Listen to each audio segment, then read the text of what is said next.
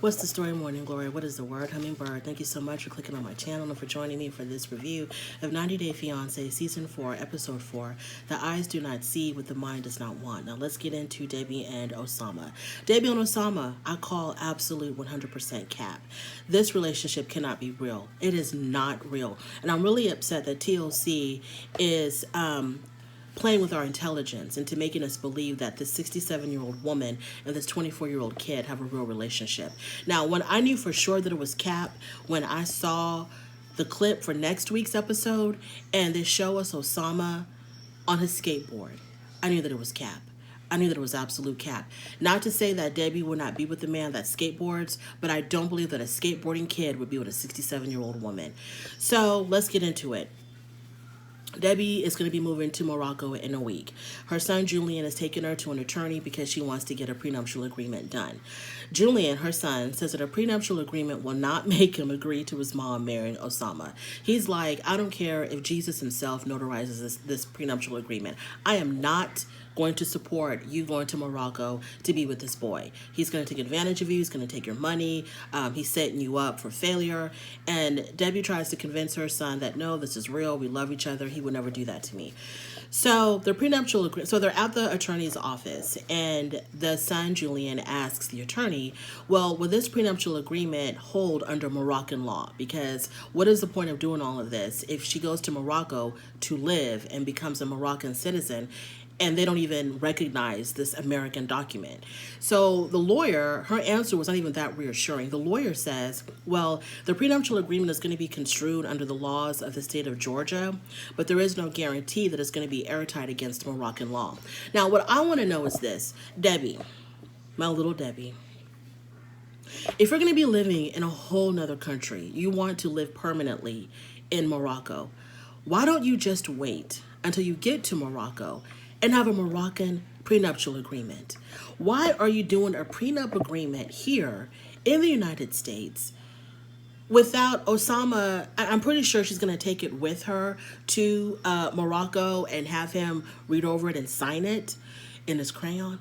But wouldn't it make more sense if you want to actually live in Morocco that you get a Moroccan prenuptial agreement that can hold up in that country? So this is another reason why I call cap on this relationship, because it just doesn't make any sense to get a United States prenuptial agreement and take it to Morocco that could be challenged under Moroccan law, because the lawyer was like, there's no guarantee that it's going to hold up in Morocco. So what are we doing here? So the attorney asks about assets. Debbie, of course, being 67 years old, she has accumulated, I would hope, quite a bit of assets. And her son says, oh, then they ask, well, what about Osama? Does he have any assets? And Debbie tells the lawyer, no, he has no assets. And the son says, of course he doesn't, because he's 24 years old. And the attorney was like, excuse me, what? He's how old? Yeah, he's 24 years old. And Julian says, no, he's actually 12, making fun. Well, that 24 or 12 is not so far away. That's only a 12-year difference. Now, let's go back in time, y'all. Let's go back in time. Let's really get the effects of this age difference. So, literally, when Osama was 12 years old, 12 years ago, when he was 12 years old, Debbie was 55 years old. She was 55 years old when he was 12. So she's living in Georgia, a 55-year-old woman. We're going back in time. We're going back 12 years. She's a 55-year-old woman living her life in Georgia with her grown adult kids.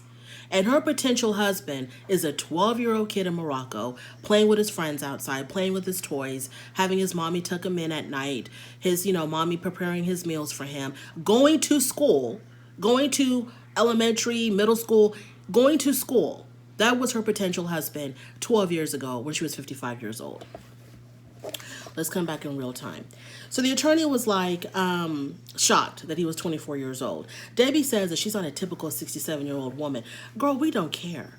We don't give a damn if you're typical, atypical, ordinary, extraordinary. We don't care how quirky you are, how weird you are, how eccentric you are. There is nothing on this earth that's going to ever make it right for you to be with this 24-year-old kid. I am sorry. And if Debbie was a 67-year-old man, if Debbie was a 67-year-old white American man, trying to chase after a 24-year-old Moroccan girl, this show would be canceled. This whole entire show would be canceled. There'd be so much uprise and so much protest against this show if this was a 67-year-old white American man trying to be with a 24-year-old Moroccan girl. So the attorney even says, you know, I didn't know that he was 24 years old. And so, like, she's talking to the camera, to her own little interview. And she's kind of like, you know, thinking to herself, maybe this is not the best idea because he has no assets. He's extremely young. Like, what is going on here? So Debbie tells us that the whole reason why she has to go to Morocco because she cannot bring him here to America because of the age difference. He may not be approved for a visa. I didn't think that kind of stuff even mattered. As long as everybody was an adult, I didn't think that kind of stuff even mattered. So, I mean, that's what she says, and that's what she says. So Debbie asked the attorney, if everything were to completely work out between me and Osama and we stayed married 10, 15 years, would it be okay for me to make sure that he's taken care of? And the attorney says, Debbie, I would not advise you changing your prenuptial agreement because the prenup says whatever she comes into the marriage is hers, whatever he comes in, whatever he brings into the marriage, which is nothing, is his. But it doesn't mention what happens with the stuff that's accumulated. Like if she continues to sell her art and her jewelry while she's married to him, this is new income now that she's accumulating while they're married. What happens to that money? You know, if she becomes extremely successful, makes a whole bunch of money from the art that she sells or for any kind of income that she accumulates while they're married, what happens to that? Anyways, so she's asking the attorney, if we were to actually stay married for a long time and I wanted to make sure he was taken care of, what do you advise I should do? And the lawyer says, do not change your prenup, girl. Don't do it. Well, if you want him to have a little something, get you a joint account so that you can still have control over the money. Her son's against this. Her lawyer, low-key, is against this. And Debbie ain't listening to nobody. Okay, fine, girl, but when you get to Morocco and things don't work out, I will be here to remind you. I will be here to say I told you so. Let's move on to Nicole and Mahmoud. Nicole and Mahmoud, I can't. No, I can't do it. Nicole and Mahmoud, I've already figured them out, okay? I've already figured them out. They're just not compatible. It's got nothing to do with religion, culture. It's got nothing to do with her wearing a hijab, her not wearing a hijab, her being covered up, not being covered. It's got nothing to do with where they live, who they live with. It's got everything to do with the fact they are not compatible. Whether she was a natural-born Egyptian woman or he was a natural-born American man, they would still be arguing like cats and dogs. These are the type of people that argue about whether or not the sky is blue. They argue about what they had for breakfast together. They argue about what to watch. They argue about what happened last week. They are just not compatible, period. And it doesn't help anything that Nicole herself is an extremely argumentative type of person. Mahmoud just wants to be happy and relax and chill with his life and his new wife.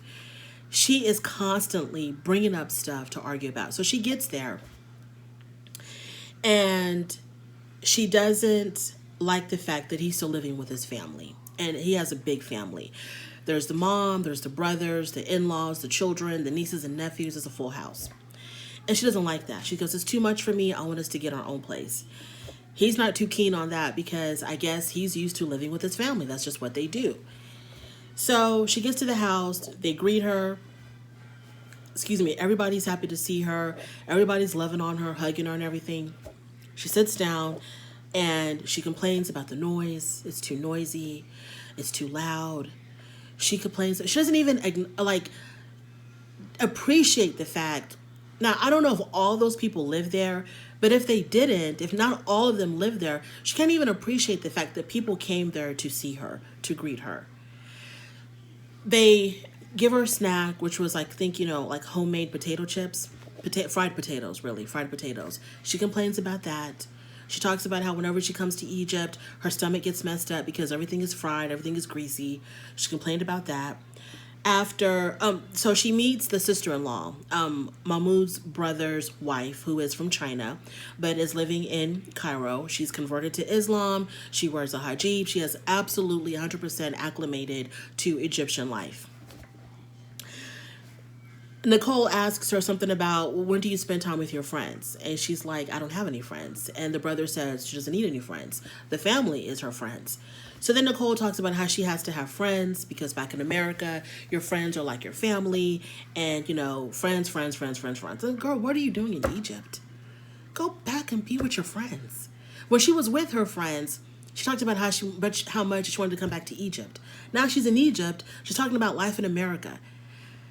Oh my God. So Nicole has had enough. She's completely overstimulated with the noise and the children and all of that. So she wants to go relax in the room. So Mahmoud takes her into their bedroom. They argue the whole time in the damn bedroom. They argue about her clothes, like her wanting to wear what she wants to wear, him telling her that's not acceptable here. He says in his confessional that he doesn't want her to wear revealing clothes because that's his wife and he wants people to respect his wife. And he's not down with that. He's not down with this woman showing her curves, showing her cleavage, showing her butt, whatever, like wearing clothes that accentuate certain body parts. Okay, he's not down with that because he doesn't want people to be ogling his wife, leering at his wife. He just doesn't want that. I could say, as many people have said, he should just get him an Egyptian wife. True enough, he should. He really should. But she's the one that wants to live over there for whatever reason. She came back to Egypt. If I go somewhere, I'm going to follow protocol of that country because I would expect someone from outside the United States to follow protocol of what we do here in the United States. So what is the problem, Nicole? So she says, well, because he calls her out. He says, you know what? When we met or when we got married or whatever the hell, you told me that you were agreeable to wearing a hijab. You were agreeable to being covered up. You were agreeable to a lot of stuff. And she says, yeah, but I just didn't know how hard it was going to be. Are you serious? So what did you think it was going to be? So why did you get married? So why did you want to even come back? Because when you were living in America, before you returned to Egypt, Nicole, my little sugar plum,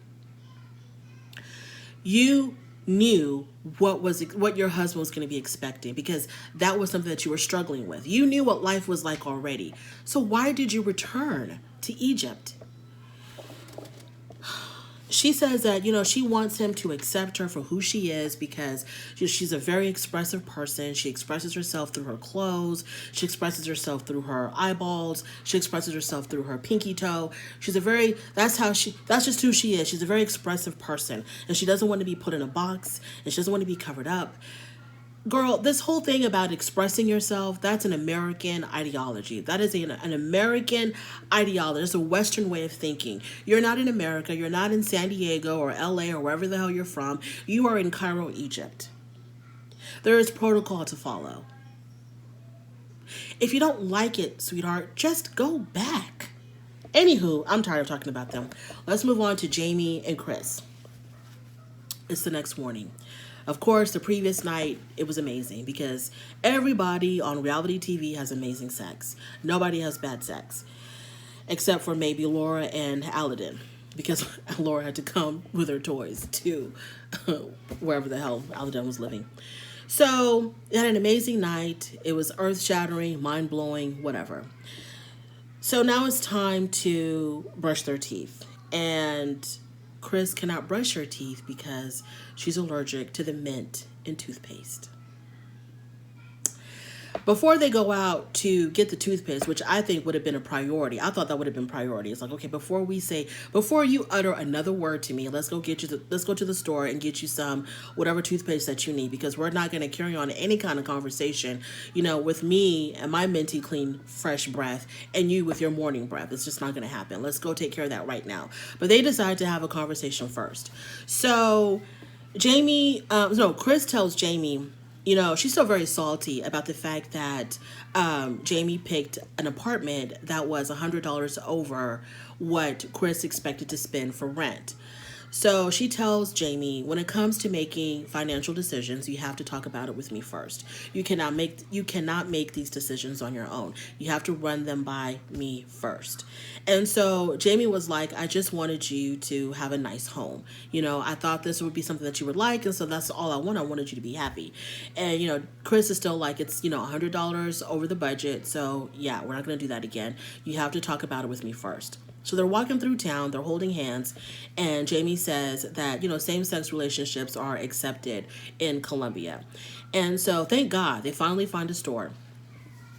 And she's able to get her mintless toothpaste. It's some type of kid toothpaste, bubblegum flavor for little kids. So she's able to get her mintless toothpaste. And then she tells Jamie that she needs this a certain type of medication because she's got pain in her back and neck. So along with the narcolepsy, now she has an allergy to mint. Now we find out that she's got horrible neck and back pain. And I'm just like, I can just hear Nene Leakes. Where is your scooter? Where is your scooter? When Nene Leakes was shouting that to Kim Zolciak. Girl, what is going on? Okay, so Jamie's like, okay, this is a lot. Why don't you just have surgery for your neck and back pain? And Jamie said that she can't really afford it. It's a very complicated surgery. She's going to have to be like in practically like a metal cage from the shoulders up. So it's just not feasible right now. So she says that eventually she's going to lose mobility in her neck if she doesn't have this surgery. Now, I know for sure, one thing's for certain and two things for sure, Jamie did not sign up to be somebody's caretaker. She wanted a full-blown wife, okay? She did not sign up to be somebody's round-the-clock nurse. Well, Jamie, all I can say, if you want to continue this relationship with Chris, you're going to have to get your nursing degree. Let's move on to Jen and Rishi. These people are also very exhausting. Jen and Rishi, I just need to give the bottom line. I can't go step by step with these people. It's just too much. Okay, so when Jen arrives to the town that Rishi lives in, he takes her up to the apartment. The apartment is nice. It's really, really nice. It's very spacious. It looks very modern. So she's really happy until she spends the night. Until she spends the night there. So she spends the night and it's cold, no blankets, no heat, no toilet paper. The next morning, Rishi comes over and he brought yoga mats. And she's like, okay, did you bring toilet paper and did you bring blankets? Because I was freezing and there's no toilet paper. And he goes, yeah, well, I didn't get those things because, well, he did bring them, but he didn't have them already in the home before she arrived because he told her, I didn't know what you would like. Rishi, sweetheart, can you hear me? Warmth and toilet paper is not home decor. It's not like, well, I'm not going to get those right now because I don't know what she prefers. She prefers a clean butt and she prefers to not freeze to death. That should have already been there. Like, how can you have this apartment, this really nice apartment? You took the time, Rishi. You took the time to spell out I love you in rose petals on the bed, but you didn't consider that she might need toilet paper? Rishi.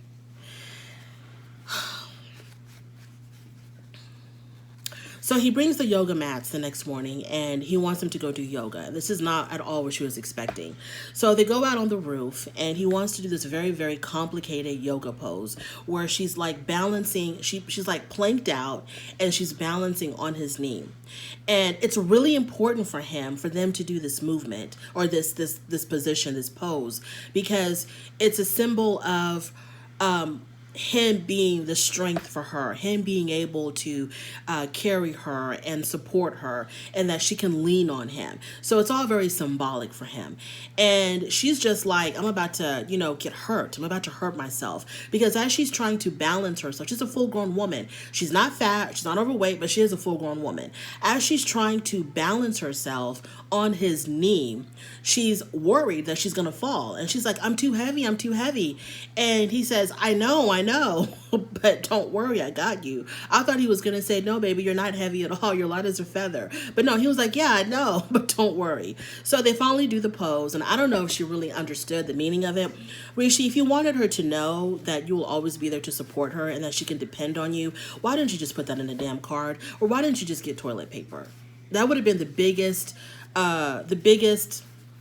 show of you supporting her and caring about her as if she would have had toilet paper.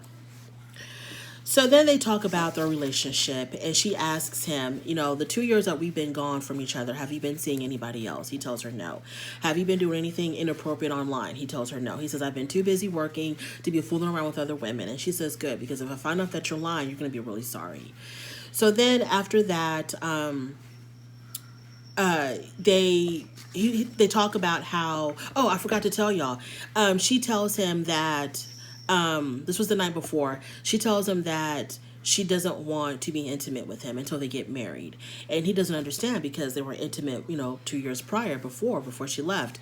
So he's like, why do we have to abstain now? And he says, because she says, I want to make sure that this is a real legit relationship. I want to make sure that this is going to last, because in her previous relationships, they have sex early on, the passion is very sizzling hot in the beginning, and then it just fades away. So she doesn't want that to happen to their relationship. So they're going to be abstaining from sex until they get married. So then she asked him, when are we going to get married? Because, my visa is only good for so long. And he says, well, it's a whole process. Okay. It's a whole entire process. First, I have to introduce you to my family. Then I have to make sure that they're comfortable with you. And then we can eventually tell them that we're engaged. And so she knew that his family did not know about their engagement. She already knew that. But, she doesn't understand exactly, like, why do they have to go through this whole charade? So another thing is, when she meets his family, he wants her to be dressed up in traditional Indian outfit. So they go to the store to find something. Everything that they show her, she doesn't like it because it's very over the top. She thinks that she's just going to go over for an hour or two to meet his family. So she still wants to be casual and comfortable. But they're bringing out these very elaborate, intricate type of outfits, multiple pieces, very embroidered. And she's just not feeling any of it. And so she doesn't understand, like, why does she have to go through this just to meet his family? And then he's only going to be introducing her as a friend. So why does she have to be all dolled up like that if he's just going to introduce her as the homie? And so then, he goes through his little spiel about whatever. And so she says to him, basically, I'm not understanding exactly why you have to introduce me as your friend, because I didn't come all the way here to live in India to start a new life with you in India, as your, for you to introduce me to your family as just your friend. And he says that if he were to tell them, like, right up the front that they were engaged, that she was actually his fiance, his family would lock him in the house. And she says, logistically, how can that possibly happen? Explain to me step by step how your family can lock you in the house. And he says, yes, they can do that. They can prevent me from leaving the house if they know that I'm already engaged to you. So we have to take this very, very, very, very slowly. So she gets upset. She gets up. She walks away. She walks out of the store. And in her confessional, she says that when they first met, he led her to believe that he had put his foot down with his family and told his family that he absolutely would not have an arranged marriage, that he was going to have a love marriage. And now she's not understanding, if your family knows that you are not going to have an arranged marriage and you made it very clear to them and you led me to believe that they accepted that, why are we playing these games? I don't know. And the only thing that I can say, as I told the previous Jenny, get out of there. Go back home. This man is so full of lies. And Rishi, sweetheart, you are doing the most. You're lying to your family. Your family has no idea that Jen even exists. Every time that you see her, that you go and see her, you have to lie to your family. Your mother has a line of brides waiting to meet you because they're waiting to do this arranged marriage like yesterday. This should have been done yesterday as long as they're concerned. And every single bride that your mom is throwing at you, you're ducking and dodging, bobbing and weaving because you already have a whole entire fiance. So you are absolutely exhausting yourself. And then you got to go to Jen and you got to lie to her about what your parents are, what your family thinks is actually going on. All of this lying, going back and forth, ducking and dodging these brides, you're going to give yourself a heart attack. You're going to give yourself a heart attack. I don't know what you're going to do, but Rishi, to me, you're just a straight up liar. You're a straight up liar. I understand this whole thing about culture and you want to maintain your culture and you have to live a certain way in your country. I get all of that. Then get with an Indian woman. Have a love marriage with an Indian woman. Or You've already proposed marriage to Jen. You proposed marriage to her. I don't think she proposed marriage to you. You're the one that proposed marriage to her. And even if she did propose marriage to you, you could have declined, but you accepted. Why do that if you can't even be honest with your family about what's going on? You should have just told her when you met her, hey, I know we're vibing, we're getting along, we're clicking, everything is wonderful, but let me tell you something, this is not going to go anywhere because my parents will never accept me marrying a non-Indian woman and me marrying her for love. It's just not going to happen. All of this lying that you're doing, running back and forth between Jen's apartment and your parents' home, you're going to give yourself a damn heart attack. Please sit down and have a conversation with Submit and ask Submit if this all is worth it. Let's move on to Isabel and Gabe. Gabe has arrived in Colombia. When he arrived at the airport, Isabel was there with her children to meet him, and it was a really heartwarming reunion.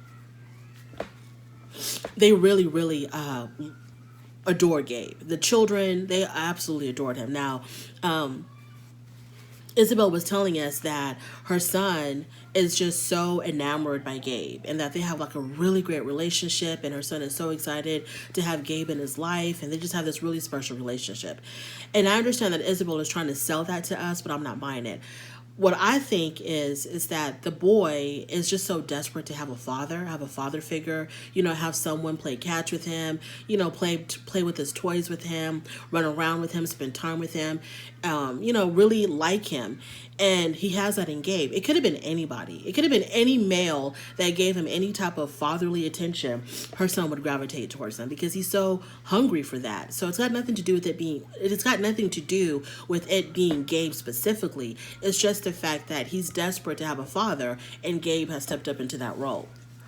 So at the airport, Gabe shows Isabel that he got her name tattooed on his arm, and he also shows her that the name of his ex on his back has been covered up. So Isabel thinks that is just the most sweetest thing, like just the most endearing sign of love that she's ever seen. But Isabel, I'm here to tell you, this is Gabe's MO. He gets tattoos like people get coffee in the morning. It's no big deal to Gabe to get somebody's name tattooed on his body, because I think his brother-in-law is a tattoo artist. He probably gets them for free or at a severe discount, sweetheart. So him getting a tattoo of your name, girl, it don't matter. His whole entire body is going to look like a classroom roster by the time, he becomes an old man.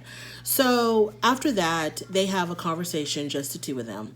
And they talk about first they talk about Sarah, and Isabel tells him that Sarah already knows that you're trans because she looked through your social media, so she already knows. She knows the WhatsApp.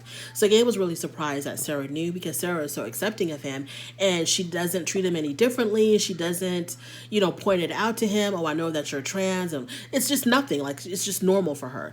And the little boy doesn't know yet. So then they talk about her parents, and she tells him, she even considers not telling her parents that Gabe is trans, but Gabe is not going to go back into the closet for anybody, and he wants to be open and transparent with everybody that's going to be important to him. So the option of not telling her parents is not an option. The parents are going to have to know. So he asks her, well, how do you think your mom will take it? She says, between my mom and my dad, my mother might be more accepting of it because she's a lot like my daughter, Sarah. She's very loving, very accepting, very affectionate. Now, my father, on the other hand, that's a whole nother story. So they're going to have to work on the dad. And Gabe does not want to lose Isabel just because her parents don't accept him for being trans. Now, I don't understand, why they would have to break. I don't understand why I don't think Isabel would even break up with him if her family couldn't accept it. I think that if she's accepting of him being trans, I don't think she's going to let him go because her family doesn't accept it. Her kids adore Gabe. She loves Gabe. I just don't see her breaking up with him just because she'd rather, give up her parents before she gave up Gabe. That's what I think. But anyway, that's my little review. Thank you so much for joining me. I really do appreciate it on your way out. Please do not forget to rate the video. If you like this content, go ahead and subscribe, and I will definitely talk to you later. Bye.